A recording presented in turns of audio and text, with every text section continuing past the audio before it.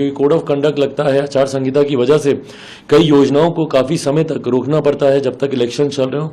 तो ऐसे में लाभार्थी जिनको योजनाओं का लाभ मिलना चाहिए वो रह रहकर उससे प्रभावित होते हैं।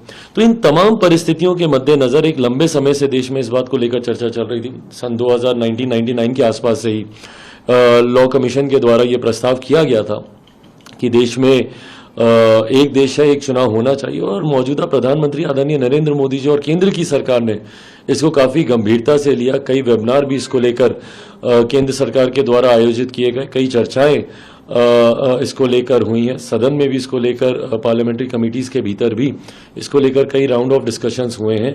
और ऐसे में जब इसको अधिकृत तौर पर संभवतः ये जो विशेष सत्र बुलाया गया है, अगर इसको लाया जाता है, लोक जनशक्ति पार्टी रामविलास यकीनन पूर्णतः इसका समर्थन करती है। हम लोग चाहते हैं कि वन नेशन वन इलेक्शन को लागू किया जाना चाहिए। यकीनन इसमें कुछ लूप होल्स हैं, कुछ टेक्निकल अड़चने भी होंगी जिस पे सबको चर्चा करने की ज़रूरत है। कई ऐसी परिस्थितियां भी हैं जिसको पहले से ही हम लोगों को रेक्टिफाई करके चलने की ज़रूरत है। मान लीजिए किसी राज्य में अगर कोई विपक्ष अविश्वास प्रस्ताव लाता है तो उस वक्त क्या होगा, कैसे उस राज्य में। तो इसमें पहले भी लोक जनशक्ति पार्टी ने, हम लोगों ने अपना प्रस्ताव दिया था कि अगर ऐसे राज्यों में अगर कोई अविश्वास प्रस्ताव आता है तो वो विधानसभा में ही नो कॉन्फिडेंस मोशन के साथ साथ कॉन्फिडेंस मोशन भी लाया जाए कि मौजूदा सरकार में अगर आपका विश्वास नहीं है तो वैकल्पिक कौन सी सरकार बन सकती है, चुनाव में जाने की बजाय ये निर्णय विधानसभा के भीतर ही लिए जाएं। तो ये प्रस्ताव हम लोग पहले भी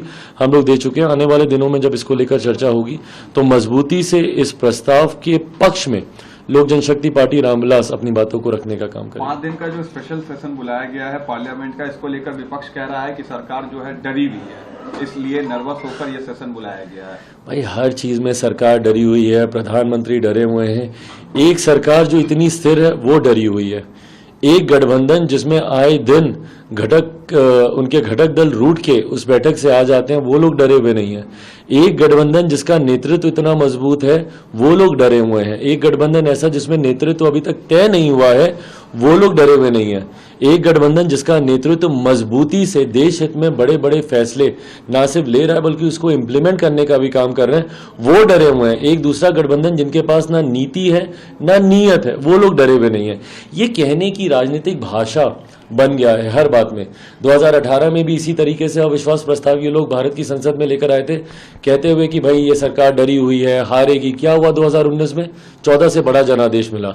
आज फिर यही सारी बातें हो रही हैं। 2024 में देखिएगा 2019 से बड़ा जनादेश पुनः हम लोगों के गठबंधन को मिलेगा, एनडीए की सरकार बनेगी। शिवसेना ने इस डिसीजन को एंटी हिंदू बता दिया है कि महाराष्ट्र में गणेश चतुर्थी होती है, उसके बावजूद भी इस तरह का सेशन लाया गया है। सरकार हिंदू विरोधी काम कर रही है। जब कोई और होता है तो बोलते हैं कि भाई ये लोग मुस्लिम विरोधी हैं, ये हुआ है तो अब हिंदू विरोधी हैं। हर चीज को धर्म से, जात से जोड़कर देखने की आदत कुछ राजनीतिक दलों की बन गई है। भाई हम लोग एक ऐसे सौभाग्यशाली देश में रहते हैं जहां पर आए दिन कोई ना कोई धर्म, कोई ना कोई जाति से जुड़े हुए खूबसूरत त्योहार मनाए जाते हैं और उनका अपना महत्व है और उनका अपना सम्मान है। ऐसे में राजनीतिक कार्य को इनसे दूर ही रखना चाहिए। राजनीतिक दृष्टि से होने वाले कार्य या देश हित में लिए जाने वाले फैसलों को जाति धर्म की नीयत से जोड़कर देखना कहीं से उचित नहीं है। ये सेशन जब बुलाया गया है यकीनन कुछ बड़े फैसले होंगे, क्योंकि आमतौर पर विशेष सत्र इस तरीके से नहीं बुलाए जाते। उसकी गंभीरता को समझने की जगह इस तरीके से हल्के में ऐसी बयानबाजी करना और जाति धर्म से इसको जोड़कर देखना, वो भी एक ऐसे गठबंधन पर जहां पर आप इसके विपरीत तुष्टीकरण का आरोप हमेशा लगाते रहे। तो मुझे लगता है हर चीज को जात पात धर्म मजहब से जोड़कर देखना ये गलत बात है। राहुल गांधी ने